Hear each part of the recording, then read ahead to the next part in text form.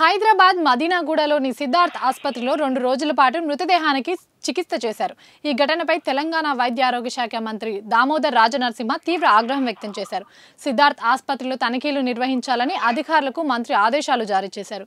మంత్రి ఆదేశాల మేరకు రంగారెడ్డి జిల్లా డిహెచ్ఎంఓ వెంకటేశ్వర ఆధ్వర్యంలో వైద్య ఆరోగ్య శాఖ అధికారులు తనిఖీలు నిర్వహించారు. ఇక ప్రస్తుతం అక్కడ పరిస్థితి ఎలా ఉంది అనే దానిపై మరింత సమాచారం అందించడానికి మా ప్రతినిధి రాజ్ కుమార్ లైన్లో ఉన్నారు. రాజ్ కుమార్, చెప్పండి, అక్కడ పరిస్థితి ఎలా ఉంది? సిద్ధార్థ హాస్పిటల్ వద్ద నెలకొన్న పరిస్థితులు ఏ విధంగా ఉన్నాయి? ఇంట్లో కళ్ళు తిరిగి పడిపోయిందని చెప్పేసి కడప జిల్లా నుంచి హైదరాబాద్ సిద్ధార్థ ఆసుపత్రిలో చికిత్స చేయించడం కోసం తీసుకొచ్చినటువంటి కుటుంబ సభ్యులకు దాదాపు వారం రోజుల పాటు హాస్పిటల్లో చికిత్స చేసినటువంటి సుహాసిని అనే యువతికి 12 లక్షల రూపాయల వరకు వసూలు చేయడం జరిగింది.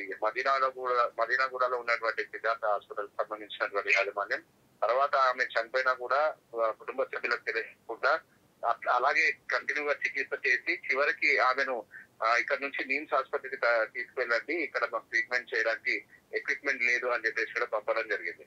అయితే ఇది వాళ్ళు ఆమె సుహాసిని బతికే ఉందని చెప్పేసి కూడా అనుకొని నీమ్స్ ఆసుపత్రి తీసుకెళ్లిన తర్వాత నీమ్స్ ఆసుపత్రి వైద్యులు అక్కడ చూసి ఈమె ఎప్పుడో చనిపోయిందని చెప్పేసి కూడా చెప్పడంతో ఒక్కసారి ఆ కుటుంబ సభ్యులందరూ కూడా షాక్కి గురైనటువంటి పరిస్థితి.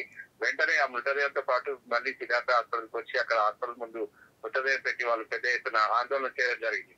సిద్ధార్థ హాస్పిటల్ యాజమాన్యం అక్కడ ఉన్నటువంటి వాళ్ళు డబ్బుల కోసం చనిపోయినటువంటి మహిళకు చికిత్స చేసినటువంటి ఘటన అనేది కూడా అందరినీ ఆందోళన గురి చేసినటువంటి పరిస్థితి ఉంది. దీనిపైన తెలంగాణ ఆరోగ్య శాఖ మంత్రి దామోదర్ రాజనరసింహ కూడా సీరియస్ కావడం జరిగింది.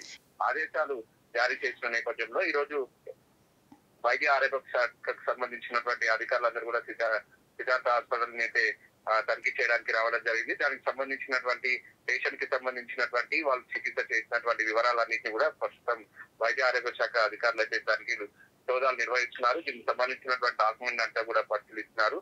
పూర్తి స్థాయిలో వీళ్ళు అవకతవకలు అదేవిధంగా ఈ విధంగా ట్రీట్మెంట్ చేసినటువంటి వివరాలు ఏవైతే ఉన్నాయో అవన్నీ కూడా తీసుకున్న తర్వాత హాస్పిటల్ సీజ్ చేసే అవకాశం కూడా స్పష్టంగా తెలుస్తుంది.